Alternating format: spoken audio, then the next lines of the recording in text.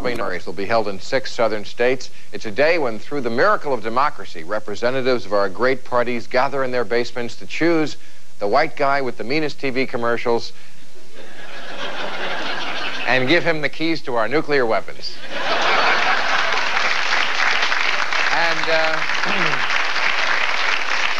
And tomorrow we will be all over that here at PI, but that's tomorrow. As for tonight, I would like to dedicate the next 30 minutes to sex, drugs, and rock and roll.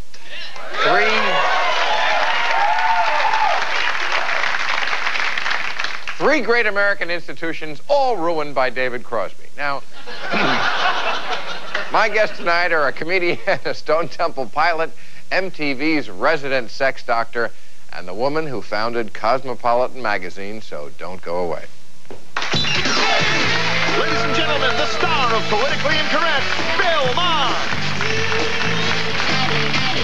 Bill's guest tonight from Stone Temple pilot Scott Weiland, author Helen Gurley Brown, actress and comedian Kim Coles, and Loveline's Dr. Drew Pinsky. All right, let's meet our panel. He is the co-author of the Drew and Adam book, the co-host of Loveline, and the man behind DrDrew.com, Dr. Drew Pinsky. Doctor. How are you, Doc? Good to see you. Thank you. She's an actress, author, playwright, and stand-up comedian who will be performing throughout the country this year. Kim Coles, ladies and gentlemen. Hey, you. Hello, Bill. How are you? How are you, baby? Yeah. You look great. Thank you. She is the legendary editor-in-chief of Cosmopolitan International magazine. Her new book is I'm Wild Again, Snippets from My Life and a Few Brazen Thoughts. Helen Gurley Brown, ladies and gentlemen. Hey, you. How are you? Thank you for doing this. The band is the Grammy Award-winning Stone Temple Pilots. The CD is number 4, and he is Scott Weiland, ladies and gentlemen. How you doing? Good. How you doing? See you. Thanks for being here. Okay. As advertised, this is a show about sex, drugs, and rock and roll. Helen, let's start with the sex. I thought you'd never ask. This is your new book. You have caused a lot of controversy with this, as you always do. One, you said you were a kept woman. I wish I was the man. 2, you talk about sexual harassment. Now, you know you're going to get in trouble for this. Even I, who get accused of being whatever I get accused of being, I like that you said this because I can stand up for women here. You say if an employer or boss is giving you a bad time with seriously inappropriate sex talk and won't stop, even though you've reasoned with them, then maybe you have to leave. Did no one ever change jobs because of other unpleasant working conditions? Now, I have to disagree with you. It's not asbestos. You can go to the Human Resources Department and complain about this particular person. You can go even beyond that. Yeah. But I don't think you want to stay someplace where the person is giving you a bad time. Well, why should the woman? Yeah. Why should you leave, though? Yeah. Give it to him. Yeah. Well, he may be much more important than you, and you may not be able to get rid But that of doesn't him. mean. But that doesn't mean it's right. This is America, not Iraq. The human resources needs the structure in which to sort of operate. They need sort of teeth in what they want to do, and they need to be able to reprimand or create consequences for these inappropriate behaviors. I'm sort of in Bill's camp generally, but this is an area where I think people need to be empowered. And a lot of people don't realize also that very often the people that engage in these kinds of inappropriate behaviors at the workplace have some significant issues. Victims, victimizers, they're acting these things out, and they need to... Doctor, just horny guys. Come on. Well, by the way, what are these guys thinking these women are going to do? All right, let's go. I mean, it is so inappropriate. Men need to understand a little bit about how women work, too, and as though they're going to respond to this crap. But they don't. And if they know that all they're going to do is chase them off, then what's the... Well, you don't always have to go and get another job. You can complain. I think you can talk to the man himself and tell him that he's... When you say the man... Well, you know, this is what I think. I think I agree with what you're saying, Drew, and I think that, throughout, history, there's always been situations in the workplace where men, because they've typically been in a situation where society said that they're in charge or in power, but I think that it doesn't only apply with men towards women. I think it also applies in some cases with women towards men, and also possibly other men towards other men, or other women towards other women. So I think really, you know, it's like you can't say there's always going to be sexual tension in the workplace because human beings are that's how we procreate. That's but how I think we you're talking about create misappropriation of power, right? The people who misuse their power, and you've kind of alluded to that too. If somebody's in a position of power, they have responsibility relative to their people beneath them. But where does the line get drawn, though? I mean, you hear about these cases, and I mean, I watch Ally McBeal, too, you know, but where does the line get drawn? I mean, like, at some point, you know, there has to be some governing body, I suppose, you know, some governing body for everything. I mean, like, you know, whether someone's feet are too offensive in a workplace. I mean, like, maybe, you know, we have to send them a letter or an email that, you know, you're going to be, you know, shut off work. Keeping their libido in check? Yeah, you know what? Women don't harass men in the workplace. That's not true at all. If a woman does do it, a guy sees it as flattery. There's a difference. If I say, man, you look real hot today, you're not going to go, Kim is sexually harassing me. You're going to go, I look hot, she wants me. There's a difference. You know what I mean? But if you're going for equality, then the same rules that apply to men have to apply to women. I agree with you. I mean, if it's all about equality, and that's what we're striving for, and I am for equality. I believe that man and women should have equal rights in every opportunity. But the same rules that are just to be like towards like women should also apply to men, because it does work the other way sometimes. Sometimes. What percentage of time do you think it's the woman harassing the man? Because I know in that Michael Douglas what form of harassment are you talking about, though? I mean, that could just mean along the lines of, you know, I mean, I'm just going to be, I guess, an agitator in this, all right? This is not necessarily my point of view, but if a woman is to decide that she likes to dress a certain way, all right, and perhaps, you know, I mean, I know I have a woman that I live with, and I'm close with her friends, and there is a certain sort of influence that women are able to use with their sexuality to, like, you know, get further along in the career, just like men are. But that's a different issue. We're on a whole different issue now.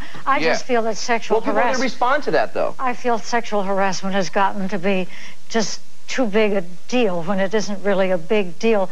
You said earlier men and women work together in offices, but it is a big deal. There are going to be sexual vibes, there's going to be sexual tension, and that's a good thing. You work harder. You're aware that he's a man. But tension is different than harassment. But harassment, when you tell somebody that he or she looks nice, or that you'd like to go to dinner, or that they have sexual harassment in the workplace, they made me feel really bad. I'm here because I'm talented or because I'm doing a good job, and this person is totally demeaning me. Or I shouldn't say demeaning, because I am a woman. I'm glad that he found me attractive, but it had nothing to do with what I was there to do. And I shouldn't have to leave because his libido is... We're talking about Clarence Thomas harassment.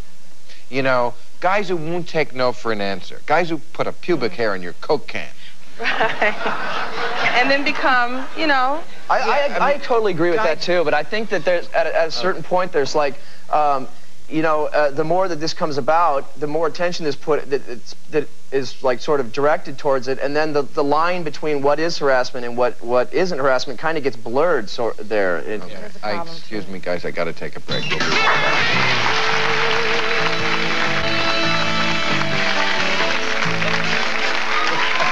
All right, let's move on to drugs in our triad here.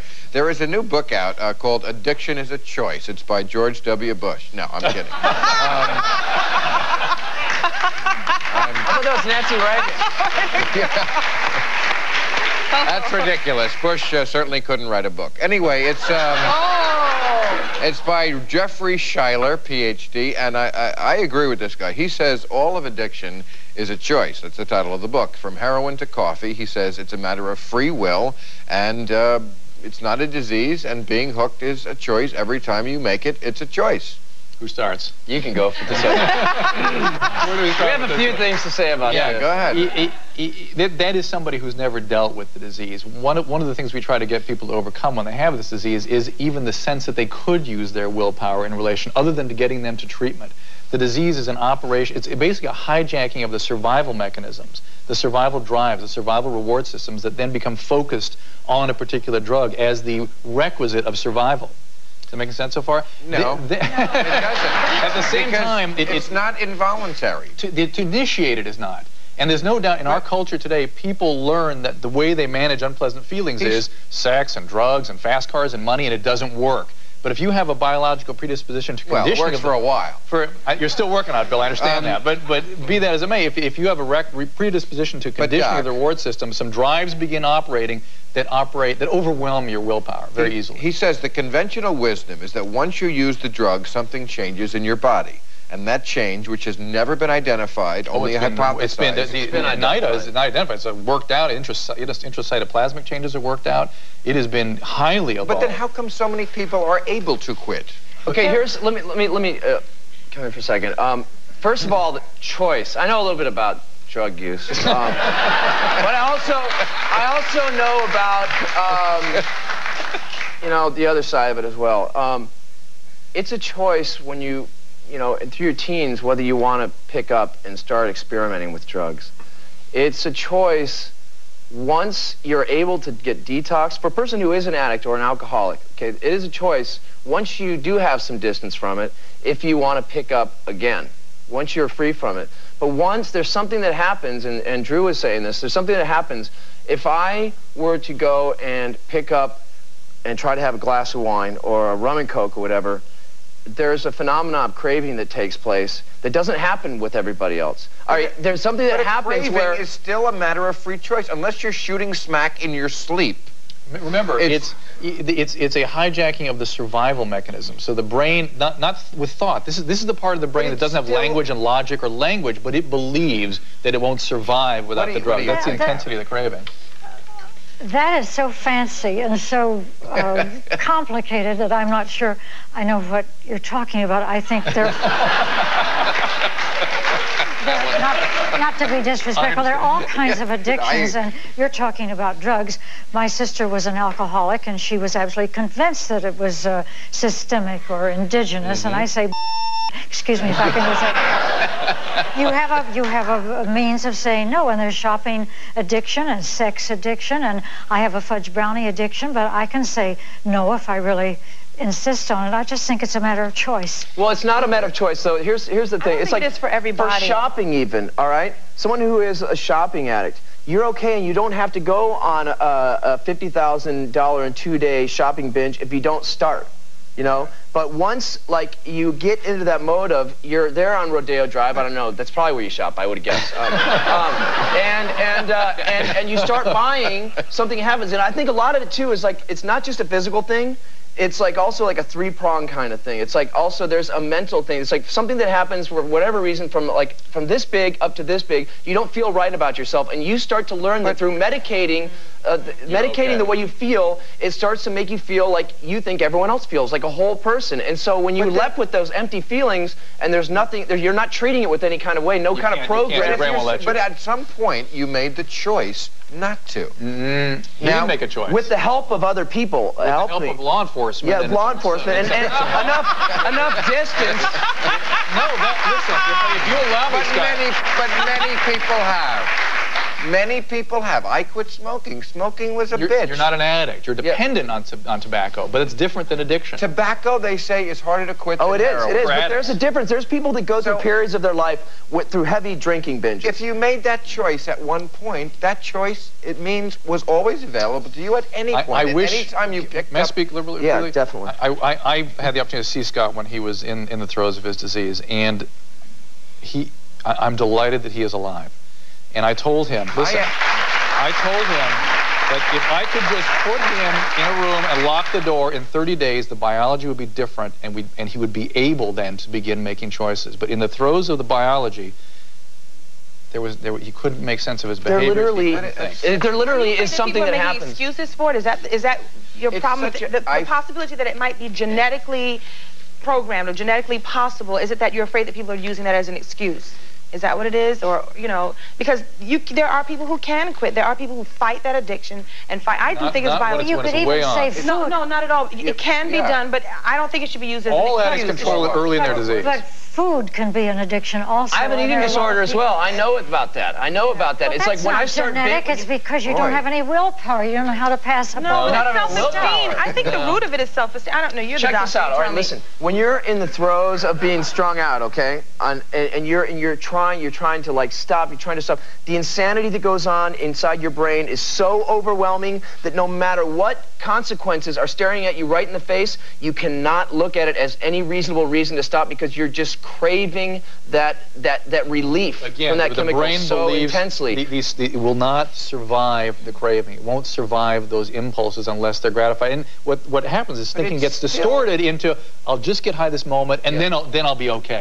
But to call it a disease, I think, is not fair to people who have a disease where they have zero choice. If you have diabetes or cancer or any disease like that, categorize it in the mental illness category. What is a disease? Define disease. Let's define what... Something over which you have no choice, that just strikes you. Something that strikes you, but it's all. But so if a piano falls on your head, you can't quit cancer, Doc. You just can't quit cancer. But you can choose not to get treatment. Yeah. Well, that's not an addiction. It's like this. You make bad choices. You know about clinical depression and bipolar disorder and all these sorts of other mental illnesses. I mean, there are other ones that are much more drastic than those, and those can be life-threatening. A person who doesn't get treated for that can't stop that kind of thinking. Can't start feeling. I know I'm feeling depressed right now, and I want to kill myself, but I'm going to make a decision not to feel this way right now. Right. That's right. They have to. Well, I'm addicted to commercials. We have to be away for a moment. Tomorrow, when our guest will be Joan Rivers, actor Michael York, from Gideon's Crossing, Eric Dane, and from the Republican National Committee, Sherilyn Harley. All right, we're talking about addiction, and Helen, I wanted to ask you, do you think you can become addicted to orgasms? Do you think you can have just so many orgasms, one after another, earth-shattering orgasms?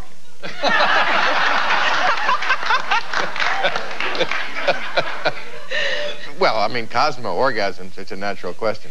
Okay. You also mentioned that your sister was in AA. This doctor who wrote this book, I love this, he compares AA to a cult, which I would think is probably fairly true, because I think the addiction to total sobriety is the most dangerous of all. He says, my concern is that AA has become a tool of the state. The state arrests people for drunken driving, don't I know it, and then orders them into Alcoholics Anonymous, and that's a violation of the First Amendment, separation of church and state. I would agree with that. Well, you know what? If that cult is able to put people's lives back together and people's families back together and people's careers back together, then hail the cult. Bring it on. But there's a misconception here about the whole notion of higher power. Right, isn't that what you're taking issue with? Is the advocacy of higher power. Higher power really is as a concept, just to get people out of, frankly, trying to use their will and their brain to overcome something that is deeply deep in their brain function, and giving them faith that just something outside of themselves is going to make things okay. Now, people choose to have a very developed God concept, but they don't have to. Yeah, but nobody in our family was an alcoholic, so... What's your ethnic background? Because if it's Irish, Scottish, American, North American Indians, the ethnicity suggests the probability that you... I don't even know what we are. You're saying us Irish are drunks now, aren't you? 50-50. It's about 50-50. At least my probability... And proud of it, I'll have you know there. But this author, he says, AA says they have the truth about addiction, which is absolutely false. It would be like saying Judaism has the truth about addiction. All that AA says is that we, men and women, have found a way that has enabled us to get our lives back and start participating in society and enjoying the lives that we're meant to enjoy. And by doing that, it's just simply relying on the other people in the fellowship for strength. And that is like a higher power. And all of us together are more powerful than me. You guys all try to hold me down in a chair. I can't get out of the chair. That's greater power than I am. And that's what the group relies on as a stronger power. Not just necessarily the God concept, but the group helping each other through, you know, and to have getting their lives back together. But I believe all alcoholics feel that they couldn't have helped it, that there's something in them, in their bodies, that is susceptible to one drink. And that just isn't true. They didn't get to be alcoholics because of some failure of a gene. They got to be alcoholics because they like the taste of alcohol. I think a lot of people like the taste of alcohol. Well, they like what happens after they taste it. Right. Well, you should have been around for a few of my runs after, you know. But do you think that you? But do you think you were whatever you? What are the chances that would have really happened? Put it this way.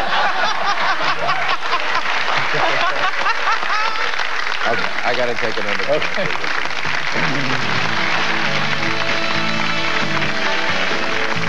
Hurt my record collection, but I'm glad you're around.